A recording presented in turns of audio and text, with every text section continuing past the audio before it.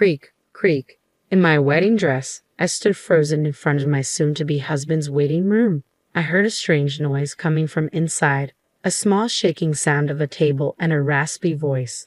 A thump, thump. I had a bad feeling. I opened the door just enough to peek inside, hoping not to be noticed. There, I saw the back of my fiancé Daniel standing in front of the table in his tuxedo. I had always imagined how handsome he would look, my pride and joy. But what I saw filled me with utter despair. Trembling, I held up my smartphone and started live streaming. I was determined to expose the sin that stole my happiness. They would pay for their betrayal, and I would ensure I got my revenge. Let's rewind a bit. After graduating from university, I started working as a spatial designer. I've been working for 4 years now. While being a designer sounds glamorous, the reality is that the salary is low and the workload is heavy, especially on weekends. I've been working tirelessly, and recently I've been entrusted with designing stores for famous brands. I finally felt like I had made it. At the peak of my career progress, my boyfriend Daniel proposed to me. We met through a mutual friend during our university years and started dating as sophomores.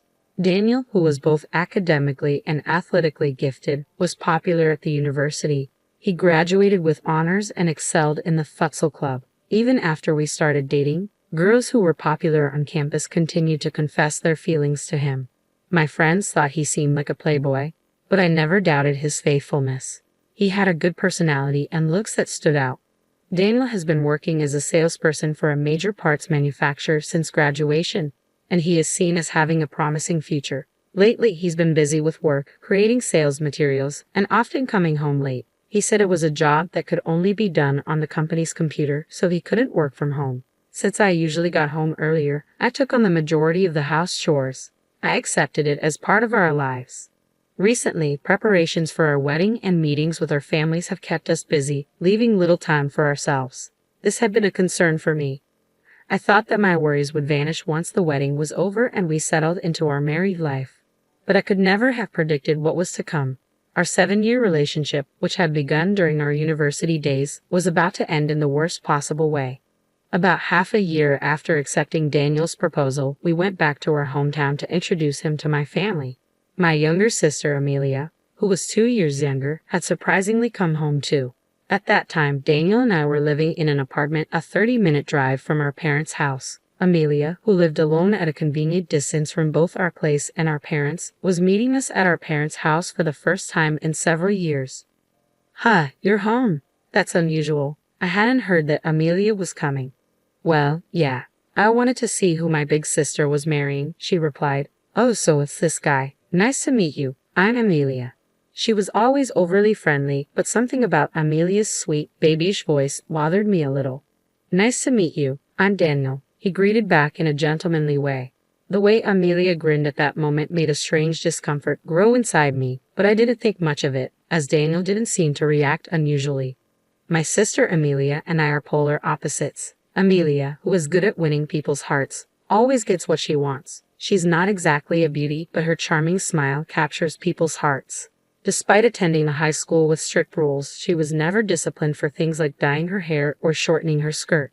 I know she received more allowance from our parents than I did, being the older one. From the day she was born, she seemed to know what to say to please others and act in a way that made her liked by everyone. On the other hand, our parents often told me that I was too serious and that I should be more like Amelia. Amelia currently works as a salesperson for a mobile phone company and has been there for 2 years. Apparently, she's consistently among the top 10 salespeople nationwide. My sister and I have completely opposite personalities. While we haven't fought since we grew older, we haven't been particularly close either. There were times I wished I could be more like Amelia, who knows how to navigate the world effortlessly. But now I have Daniel, and a happy life awaits us. Sure, there were moments when I felt envious comparing myself to my younger sister, but now I was about to start a new family with the love of my life. I had a positive outlook on life at that time. 3 months passed, and we finished registering our marriage. Preparations for the wedding ceremony were steadily proceeding. I was mainly the one pushing forward with the wedding plans. Daniel, in his 4th year at the company and taking on more responsibilities, sometimes couldn't come home due to work. Initially, Daniel was enthusiastic about the wedding ceremony, but gradually he showed less and less interest. Hey, about the wedding guests. I just got home and I'm tired. Can we do this another time? Besides, do whatever you like. I trust you. Oh, and I'll be coming home tomorrow. He would casually dismiss wedding topics like this. Deep down, I was frustrated, but I took a deep breath to calm myself down. Are you sure you're okay taking on so much work before the wedding? Aren't you tired? I'm fine, thanks.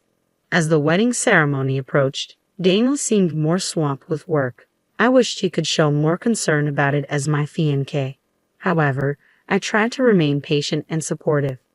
I thought that Daniel being recognized at work and increasing his income was a good thing for us as a couple, and I tried to stay positive. Amidst all this, on a weekday night with only a month left before the wedding ceremony, Daniel, who had been coming home late as usual, came home unusually early. You came home early today. Dinner is ready, I said. Before I knew it, all the house chores had become my responsibility. Thanks, but more importantly, I have something to discuss with you, he replied. What's wrong? I asked, wondering why he seemed unusually excited. Do you want to get new cell phones? If we buy two at the same time, it's a good deal. Some I do business with said they can give us a bonus for introducing their services. It was true that I had been wanting to replace my cell phone, and Daniel had been complaining about his old one. But considering the expenses for the wedding ceremony, we needed to save money. What's the bonus? New models are expensive, aren't they? It's about $4,000 for two. The bonus is $4,000. His explanation about the bonus faded as I fixated on the amount.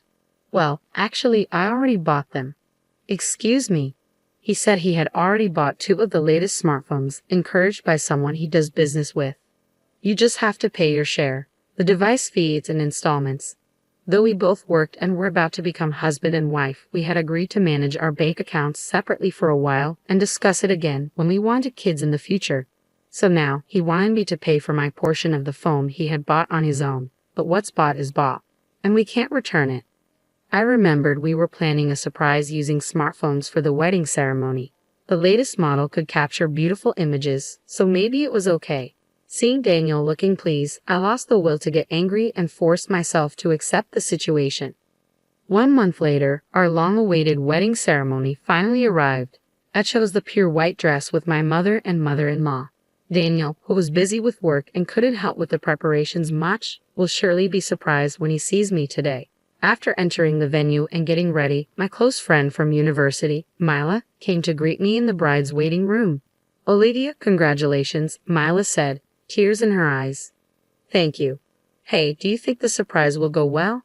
I asked. I had planned a special event and asked the venue staff to prepare my smartphone to be connected to the screen. We were set to perform a surprise interview with the guests. I thought a regular event would be boring, so I asked the staff to do various things in terms of production for the ceremony to meet my demands. I wanted to pay attention to the details, an occupational hazard of being a spatial designer.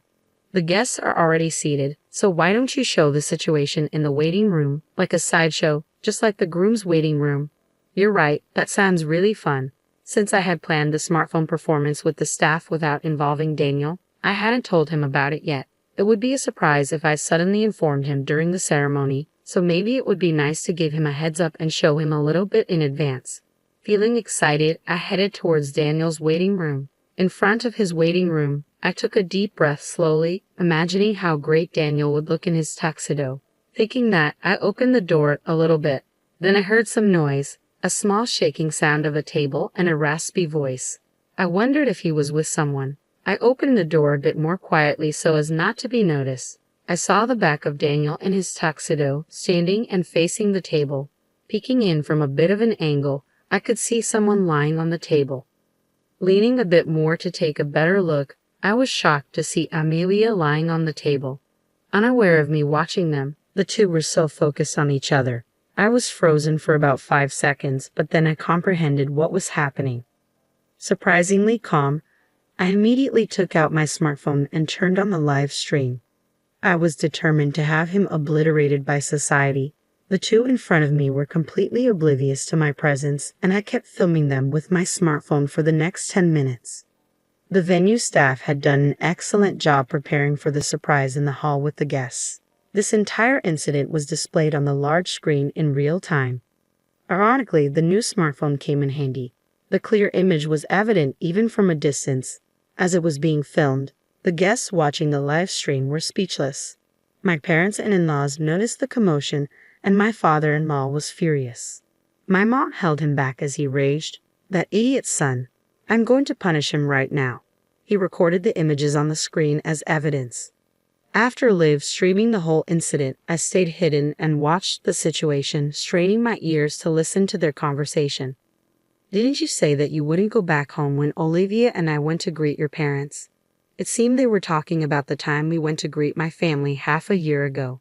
"Sorry, I just thought it'd be fun and popped in. Your sister was a bit sucky, wasn't she?" She looked hilarious. It was tough pretending it was our first time meeting each other, but we weren't found out, were we? Anger welled up inside me. Was all that pretending to be meeting for the first time just an act? I couldn't believe they'd had a relationship since half a year ago. She basically never suspects me of cheating. I've never been caught since university. This guy was a serial cheater. I couldn't stop trembling with all the anger I had for him. I momentarily became dazed with shame and emptiness, realizing I had never doubted his fidelity once in the 7 years we'd been together since our sophomore year in university. As the two adjusted their clothing and started heading in my direction as if nothing had happened, panic set in. I needed to avoid being discovered. I stepped away from the door and quickly headed for the family waiting room. Inside, both my parents and my in-laws were there, all seemingly at a loss for words. My mother was sobbing uncontrollably, unable to accept my sister's betrayal. Although I should have been the one crying, oddly enough, I didn't shed a tear and just stood there silently. Then, unaware of anything that had transpired, Daniel and Amelia entered the room. "Dad, how do I look in my tuxedo?" Daniel asked, exemplifying the phrase "ignorance is bliss." My father-in-law trembled with anger. "Ha! What's with you all?" Daniel asked, confused. "How dare you?" my father-in-law shouted, barely restrained by my mother-in-law and my dad, who looked ready to punch him. With great effort, I calmed myself down, and my mother-in-law began to explain everything that had happened. As she spoke, Daniel and Amelia's faces turned as pale as ghosts. "Oh hell. I'm explain everything right here, right now," Daniel stammered. Apparently, they had met through work about 3 months after Daniel's proposal. Daniel, who works at a parts manufacturer, met Amelia, who works at a mobile phone company, at a social gathering between the two companies. Unaware that Amelia was my sister, Daniel seduced her, and their relationship developed into an affair. When he found out she was my sister, he didn't end their relationship. It turned out that Daniel had been having regular affairs since his university years. To have not noticed and married him filled me with an indescribable mix of emotions. I was ashamed of how insensitive and unaware I had been. "Oh, I want to marry you, Olivia. I guess you could call this me being too young and not thinking about the consequences at all. I couldn't help but cheat. I'm really sorry, but I swear I'll turn over a new leaf and be devoted to you from now on." Even if he apologized, it was too late now.